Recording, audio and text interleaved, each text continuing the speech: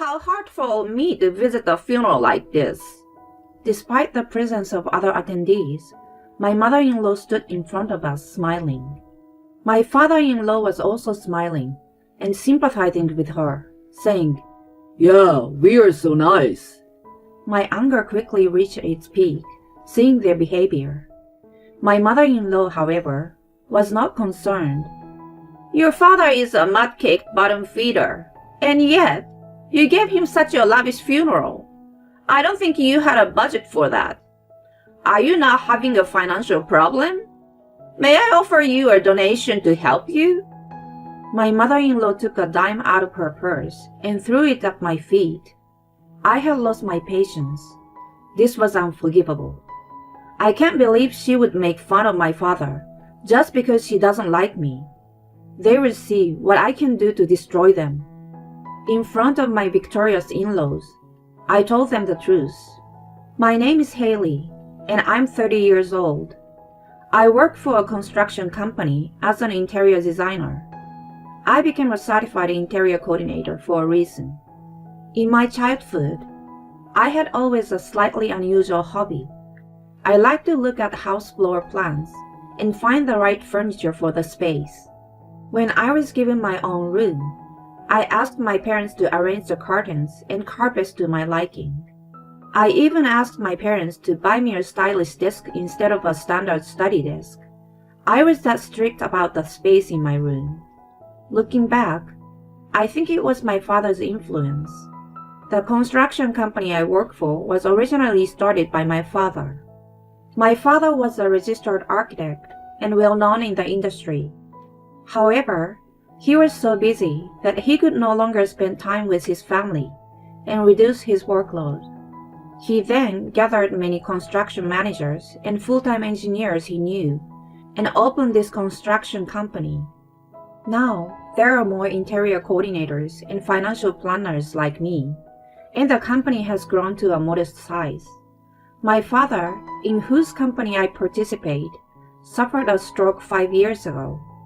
With that, he stepped down as head of the construction company and left it in the hands of another trusted architect who had been with him for many years. For a while, I wondered what would happen in my father's absence. But people whom my father had approved of were all excellent employees. I was proud to work in this company that my father had created. And a year ago, I got married. I met my husband Tom a few years ago when our company was contracted to design an office.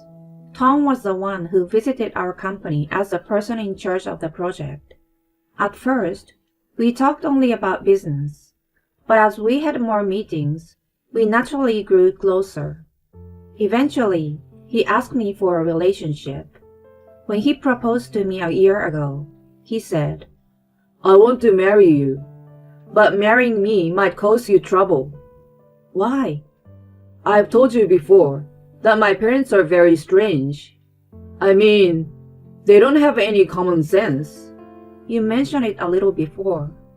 "I have minimum contact with them, and I'm not considering moving in with them at all, but I'm afraid that I might cause you some problems in the future." "Tom, I heard a little bit about my in-laws when we first started dating. My mother-in-law is a politician and is now a member of a county council. My father-in-law cannot go against such a strong wife and always listens only to what my mother-in-law says and is completely obedient to her. Furthermore, his parents abused Tom verbally when he failed to pass the entrance exam to one of the Ivy League. You are not our son when you are not capable to get into Ivy League. You are a disgrace. Get out of here." After hearing such words, Tom took the opportunity to go to a private university and moved into a dormitory.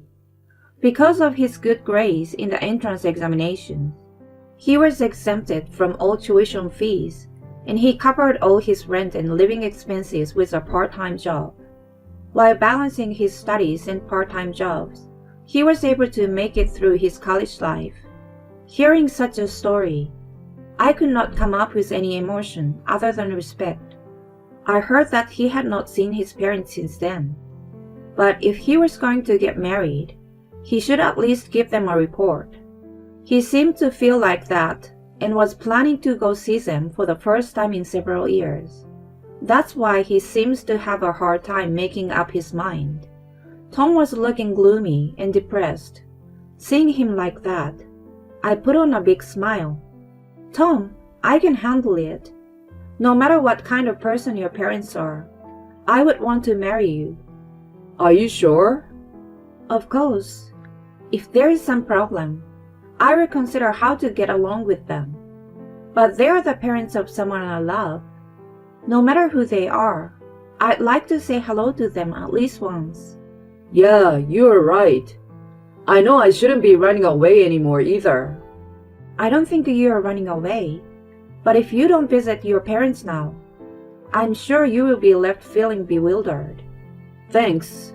I finally made up my mind too. Thus, I accepted Tom's proposal, and we went to his parents' house to say our wedding greetings. The following week, we headed to Tom's parents' house. Of course, I was nervous, but Tom seemed even more so. I patted him gently on the back and rang the intercom. Then, as if she was waiting for us, the door opened vigorously, and a strong-willed-looking woman appeared. She was wearing a purple dress and a gold necklace. Her hair was curled, and she was wearing flashy red lipstick. Since she is a politician, she seems to have a thick core and with full of confidence. Long time no see, Mom. When Tom greeted her, his mother gave him a dubious look and started to talk with a big sigh. What is a failure who failed the entrance exam and ran away from home doing here after all this time? Don't say that. What? It's true, isn't it? You just came back home and brought this unattractive woman with you. She's got nothing to do with it. Don't make fun of Haley. Oh my God. You're so pissed off. A fool like you can't possibly be loved seriously. What on earth do you expect? I don't deserve to have my mother tell me that. Just then, a small man appeared from behind my mother-in-law. I instantly guessed it was Tom's father. As soon as he showed his face, his father said to Tom, What's that kind of behavior? He began to yell at Tom. It seems that Tom raising his voice at his mother had touched his father's nerves. In order to see the tense atmosphere, I looked toward my mother-in-law. Nice to meet you. My name is Haley, and I'm dating Tom. Haley, why do you want to be with a failure like Tom? He's not a failure. He takes his job very seriously, and... By the way, what do your parents do?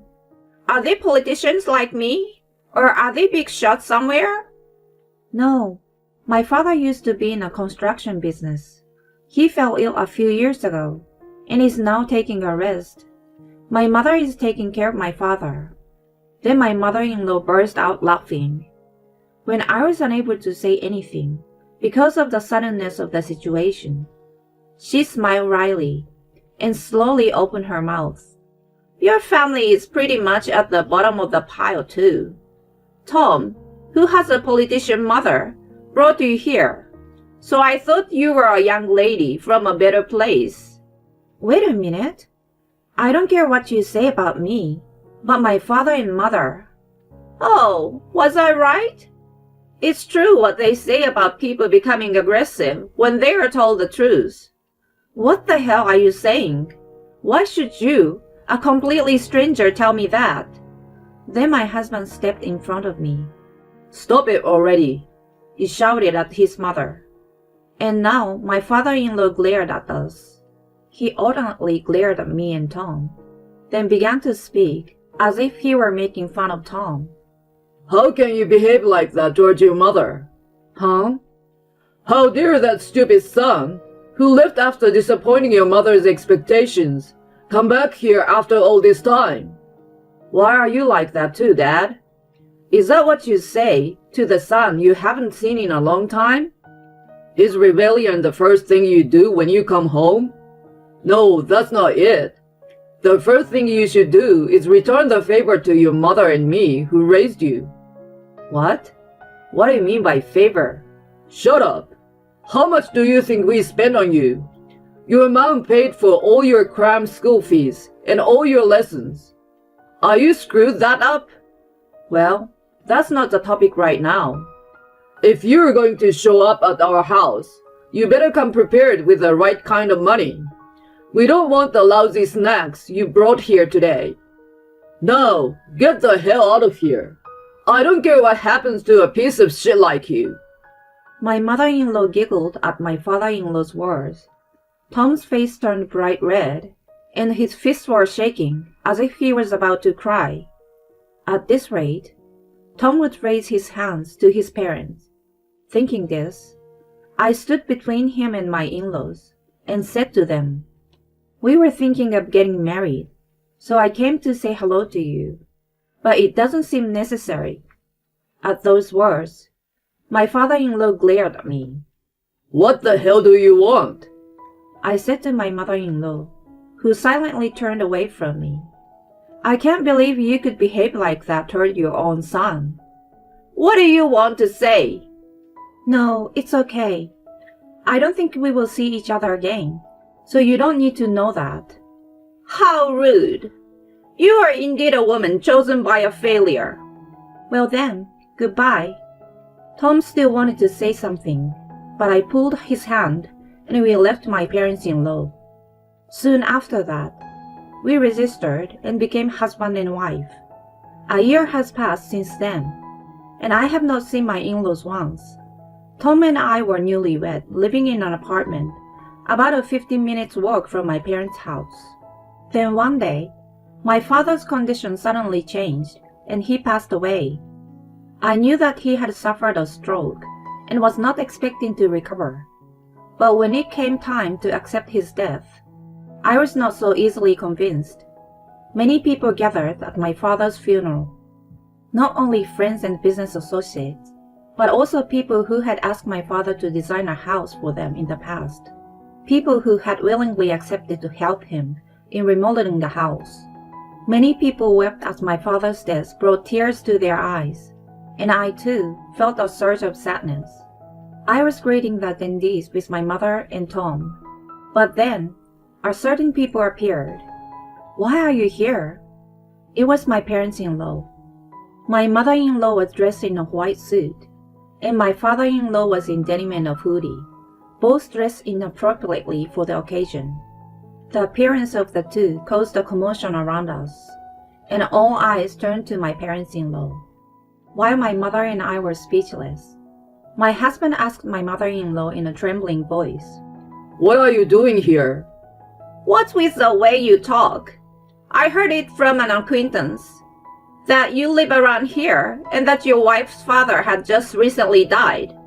So why are you here? For God's sake, stay out of Haley's family. "You really shouldn't be stupid. I came all the way over here, and you didn't even say thank me for that." My mother-in-law stood in front of me, and my mother smiling. "It's really hard for me to show up at the funeral like this. Hey, don't you think so? I believe your father was in construction or something, right? Judging from your simple face and poor appearance, I'd say he was a construction worker or something." "Why are you talking like this?" "Oh, was I right again? It's true that poor people tend to get angry so fast." My father-in-law was also smiling and agreeing with her. My anger reached its peak seeing this. My mother burst into tears, and my husband's face turned bright red as he tried desperately to control his anger. As we stood there, my mother-in-law took this opportunity to continue. "Your father is a mud-sliding bottom feeder, and yet you hold such a lavish funeral. I guess you will be in financial trouble. May I offer you a donation to help you?" My mother-in-law took a dime out of her purse and threw it at my feet. The coin rolled with a clink-clink sound, and my mother-in-law stamped on it. My whole body was strained with a hatred I had never felt before. I could not forgive her. How could she make fun of my father just because she didn't like me? If this is what she wants, I will destroy her thoroughly. Gently suppressing my fist, which was about to involuntarily fly out to her, I quietly opened my mouth. You will regret this. What? I will say it again. If you don't apologize right now, you will definitely regret it. No, I won't regret it. An apology to a low-class person like you? That's absurd. I see. Well then, I will have to take back the plan of remodeling your office. My mother-in-law froze on the spot at my words. Apparently, she did not understand what I meant. So I brought several employees who work for the same company as me. Huh? At that moment, my mother-in-law's eyes widened and she asked me, Why are these people here? Isn't it obvious? They are important craftsmen of the construction company I work for. No, you're kidding, right? You work for that famous construction company?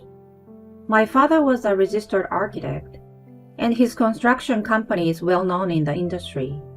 It is not inexpensive, but it has a reputation for providing high workmanship, and it undertakes not only the remodeling of the ordinary homes, but also the remodeling of companies and stores. And this mother-in-law is one of those who hired our construction company. She is a member of the state legislature and hired our construction company to renovate her office. Actually, I knew about this, but kept it a secret from my family because I thought it would make my husband uncomfortable. Apparently, my mother-in-law had selected the top engineers of our company. At each meeting, she offered high-class hospitality and talked for an hour about her expectation. If that was all, it was still good. But she also asked the young apprentice who followed her to the meetings for his contact information. Let's meet with only the two of us. I will pay you. She was so insistent. One of the craftsmen said he was wondering if he should refuse to sign a contract with her. Then, the young apprentice took out his phone and confronted Tom, my mother, and my mother-in-law with it. The mother-in-law, whose misdeeds had been exposed, turned pale as she looked at it. No, this is bullshit. Bullshit? It's all true. I took this opportunity to tell her the truth. It seems that as a high-profile politician, you wanted to create a very glamorous office. Our company cannot be responsible for it. It's annoying to say the least. Wait a minute, Haley. I didn't know. I didn't know your father was a famous architect. You used to make fun of him just because he was in the construction business, saying he was a bottom feeder. How's that now? How does it feel to be cut off from a contract by someone you disrespected? Is it okay to be a politician if you can't even see the true nature of people and judge things based on prejudice? Then, the person in charge of our company appeared on the scene. He said to my mother-in-law, We have no intention of offering our services to you. You insulted our former president. My mother-in-law's face turned bright red, and she ran away. Of course, my father-in-law followed her. My mother-in-law's bad reputation spread quickly. This was because several people who had attended my father's funeral had captured my mother-in-law's insane behavior on video. The video was spread on social networking sites and caused a huge firestorm. My mother-in-law had been a politician for a long time, but her trust was shattered in an instant, and she resigned without waiting for her term as a state legislature member to end. Of course, there was no way she could live as she had in the past, and her neighbors were not nice anymore. As a result, my parents-in-law were forced to move out. They were probably still forced to live day by day somewhere. I, on the other hand, have been freed from my parents-in-law's ties, and my stress-free life has returned. As for my husband, he was a little bit angry. Why didn't you tell me that my mom had a contract with your company? But in the end, we have nothing more to do with my parents-in-law. so it should be fine. I hope to continue to provide the best technology and service, together with my respectful colleagues and friends.